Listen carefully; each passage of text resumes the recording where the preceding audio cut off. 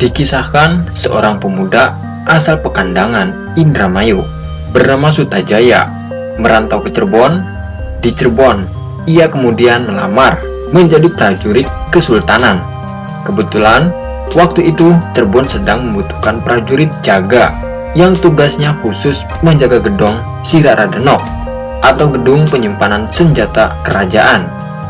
Pada suatu hari, ketika melakukan tugas penjagaan, Sutajaya merasakan kantuk yang dahsyat sehingga ia tertidur lelap di depan pintu gerbang gedung Siraradeno. Prajurit lain kemudian membopong Sutajaya di pagi harinya untuk dikuburkan. Tapi Sutajaya kemudian berontak. Seluruh prajurit heran.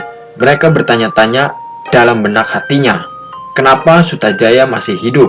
Sebab biasanya prajurit yang ketiduran ketika menjaga gedung Siraradeno biasanya mati, karena dalam gedung tersebut terdapat keris naga runting yang dipercaya menghisap darah siapapun yang tertidur di dalam penjagaan. Dianggap sakti, kemudian prajurit lain melaporkan kejadian tersebut kepada Sultan. Sutajaya kemudian dipanggil Sultan. Setelah diperiksa dan dimintai keterangan, ternyata didapat kesimpulan bahwa sebab-sebab Sutajaya masih hidup meskipun tertidur ketika menjaga gedung Siraradeno karena dalam pinggangnya terselip keris Kiai Setan Kober, keris warisan bapaknya Ki Jebug Agrum, seorang Majapahit yang dahulu bertugas di Bandar Cimanuk, Indramayu. Keris Setan Kober dipercaya penangkal keganasan keris naga runting yang dipercaya sebagai keris sakti yang memakan darah. Selanjutnya, setelah peristiwa tersebut kemudian Sutajaya dinaikkan pangkatnya menjadi prajurit tingkat atas. Sutajaya kemudian juga dilibatkan dalam membangun Cirebon, termasuk di dalamnya terlibat dalam Perang Galuh.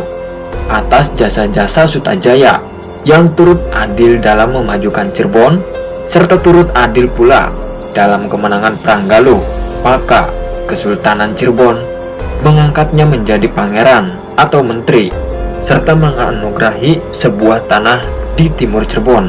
Kelak tanah tersebut kemudian beliau jadikan pendukuhan atau desa yang diberi nama Gebang. Ketika menjadi penguasa Gebang, itulah Sutajaya kemudian dikenal dengan nama Arya Gebang.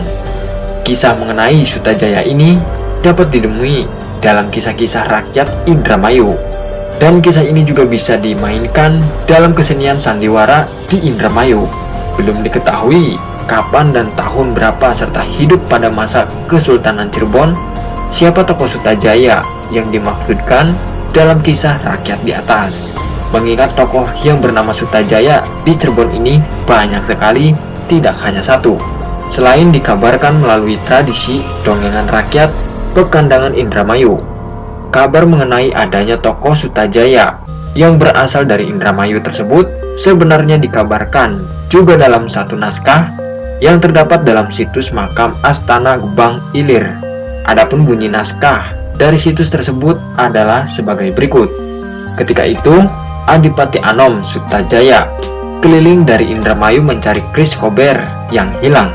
Ia bertemu dengan seorang gadis Putri Siti Matangaji yang di kemudian hari menjadi istrinya. Ayah putri, yaitu Siti Matangaji, memberikan sebuah keris yang ternyata adalah keris Kober yang hilang itu. Ia juga memberikan emas untuk bekal hidup berdua. Sejak itulah Adipati Anom Sutajaya keliling berganti nama menjadi Adipati Anom Sutajaya Emas. Lokasi makamnya terletak di Desa Gebang Kulon, Kecamatan Gebang, Kabupaten Cirebon. Luas tanah 5.000 meter milik tanah keraton. Sementara itu, dalam naskah Cirebon yang lainnya disebutkan juga bahwa Gebang itu didirikan oleh Suta Agung yang bergelar Pangeran Gebang, tapi bukan anak Ki Jebug Agrum, melainkan anak dari Pangeran Cirebon bin Pangeran Pasarean dari istri selirnya Suta Agung. Dikisahkan semenjak kecil diasuh oleh Ki Gede Wanahaji. Setelah dewasa kemudian diserahi ke tanah Gebang